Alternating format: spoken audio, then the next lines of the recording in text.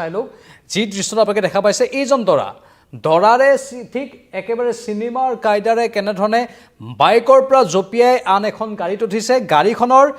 খিৰিকী দি প্ৰৱেশ কৰিছে তাৰ পাছতেই সেই নিৰ্দিষ্ট ড্ৰাইভাৰজনক গাড়ী ৰখাবলৈ বাধ্য কৰাইছে আৰু তাৰ পাছতে কিছু হতাহতি হৈছে আমি হতাহতিৰ দৃশ্যবোৰ দেখুৱাব নোৱাৰোঁ সেইকাৰণে সেইখিনি দেখুওৱা নাই কিন্তু গোটেই কথাটো আমি ক'ব বিচাৰিছোঁ এইজন দৰাৰ ডিঙিত থকা টকাৰ মালাৰ পৰা 100 টকা এটা চুৰ কৰিছিল এই ড্ৰাইভাৰজনে এই গাড়ীৰ মালবাহী ট্ৰাকৰ মিনি ট্ৰাকৰ ড্ৰাইভাৰজনে আৰু তাৰ পাছতে এই চিনেমাৰ কায়দাৰে গোটেইখিনি ঘটনা সংঘটিত কৰিলে দেৱ কুমাৰ নামৰ এই দৰাগৰাকীয়ে এই ঘটনা ক'ত সংঘটিত হৈছে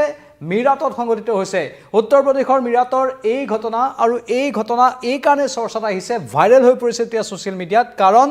দৰাই মাত্ৰ বিয়া পাতি ঘৰলৈ আহিছিলহে আনন্দৰে ঘৰত প্ৰৱেশ কৰিছিলহে কিন্তু ঘৰত প্ৰৱেশ কৰাৰ সময়তেই হঠাৎ এই নিৰ্দিষ্ট ড্ৰাইভাৰজনে চালকজনে তেওঁৰ ডিঙিত থকা যেহেতু তেওঁলোকৰ এটা প্ৰথা আছে উত্তৰ ভাৰতৰ ফালে আমি দেখিবলৈ পাওঁ সেই প্ৰথাটো যে তেওঁলোকে টকাৰ মালা পিন্ধে বিয়া বুলি ক'লেই সেই টকাৰ মালাৰ পৰা থাপ মাৰি এটা 100 টকীয়া নোট এখন উঠাই লৈ গৈছিল যাৰ বাবেই দৰাই ৰাস্তাত এই গোটেই ঘটনাৰ কিং কৰ্তব্য বিমূৰ হৈ লগে লগে এখন বাইক আহি আছিল সেই ৰাস্তাটি সেই বাইকখন ৰখাই সেই বাইকখনত জঁপিয়াই উঠিলে তাৰ পাছত এই গাড়ীখনৰ পিছ ল'লে গাড়ীখনৰ পিছ লৈ মিৰাটৰ ব্যস্ত ৰাজপথত চাওক ব্যস্ত ৰাজপথত এনেধৰণে সেই বাইকখনৰ পৰা জঁপিয়াই এই মালবাহী ট্ৰাকখন চলন্ত অৱস্থাত থকা মিনি মালবাহী ট্ৰাকখনৰ ওপৰত জঁপিয়াই পৰিল এইজন দৰা এয়া চাওক কেনেকুৱা এক অৱস্থা হৈছিল ঠিক জঁপিয়াই খিৰিকী দি প্ৰৱেশ কৰিলে চাওক কেনেধৰণে ঠিক চিনেমাৰ কায়দাৰে চিনেমাৰ হিৰোই যেনেধৰণৰ কৰে ঠিক তেনেধৰণৰে কাৰবাৰ এই দৰাজনে দেখুৱালে দেৱ কুমাৰ এই দৰাজনৰ নাম আৰু খিৰিকী দি প্ৰৱেশ কৰি ড্ৰাইভাৰক কিছু প্ৰহাৰ কৰিলে আৰু গাড়ীখন ৰখাবলৈ বাধ্য কৰালে আৰু জবাবদিহি কৰিলে তাৰপিছত হতাহতিত লিপ্ত হ'ল প্ৰশ্ন হ'ল দৰাৰ যে মই ইমান সুন্দৰভাৱে হাঁহি মাতি আহিছোঁ বিয়া পাতি কইনাক লৈ আহিছোঁ তই মাজত বাধা দিবলৈ কোন ঠিক এনেধৰণৰ এটা সুৰতেই এই গোটেই ঘটনাটো সংঘটিত কৰিলে আৰু দৰাৰ টকা চুৰ কৰি নগুৰ নাকতি হৈছে এইগৰাকী চালকৰ স্বাভাৱিকতেই মিৰাটত এইকেইদিন খুব বৃদ্ধি পাইছে চেইন চুৰিৰ ঘটনা বা মোবাইল চুৰিৰ ঘটনা যিটো এতিয়া অসমতো শেহতীয়াকৈ বৃদ্ধি পাইছে অসমৰো অলিয়ে গলিয়ে এতিয়া চেইন চুৰৰ বা মোবাইল চুৰৰ প্ৰাদুৰ্ভাৱ ঘটিছে ঠিক এইবোৰ জেগাৰ পৰাই বিশেষকৈ এইবোৰ প্ৰথা আমাৰ ইয়ালৈ আহিছে এই জেগাবোৰত এই প্ৰথাবোৰ এনেধৰণৰ চুৰি কাৰ্য এনেধৰণৰ ডকাইতি কাৰ্য বেছি আৰু তাত এইকেইদিন বেছি বৃদ্ধি পাইছে এনেধৰণৰ ঘটনাবোৰ অধিক হৈছে আৰু সেই অধিক হোৱাৰ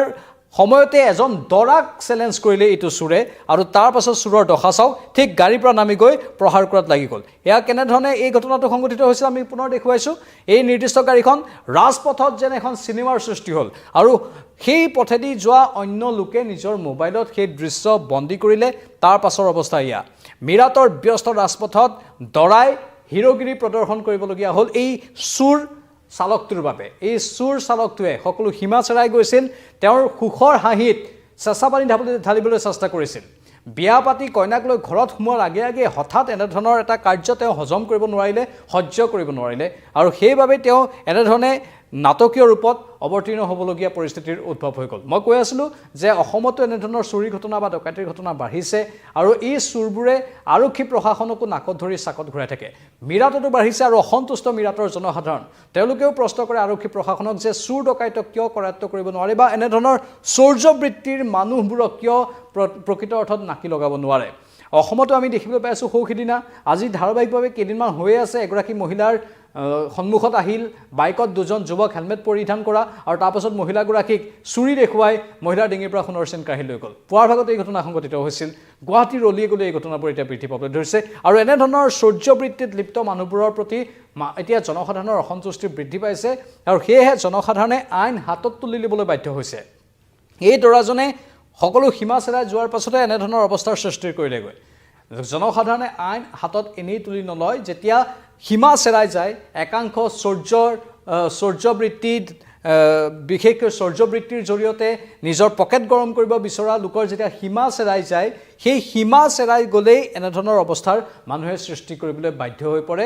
এই বৰ্তমান দৃশ্যটো গোটেই সামাজিক মাধ্যমত ভাইৰেল হৈ পৰিছে আৰু সকলোৱে এই বিষয়টোক লৈ সৰব চৰ্চাও কৰিছে স্বাভাৱিকতে চৰ্চা কৰিবলগীয়া এটা বিষয় এজন দৰা আৰু সেই দৰাজনে বিয়াৰ সাজতে গৈ নিজৰ হেৰুৱা টকা বা চুৰ হোৱা টকা উদ্ধাৰ কৰিবলৈ কেনেধৰণে সক্ষম হ'ল কেনেধৰণে চিনেমাৰ ৰূপত এই দৰাজনে গোটেই কামখিনি কৰিব লগা হ'ল সেয়া এই ঘটনা বা দৃশ্যবোৰে প্ৰমাণ কৰিছে আপোনালোকৰ মতামত কি এই ক্ষেত্ৰত কমেণ্ট বক্সত কমেণ্ট কৰি জনাওক আমি পৰৱৰ্তী সময়ত অধিক তথ্য সম্প্ৰচাৰ কৰি থাকিবলৈ চেষ্টা কৰিম চাই থাকক নিউজ 18 অসম নৰ্থ ইষ্ট বিদায় লৈছোঁ নমস্কাৰ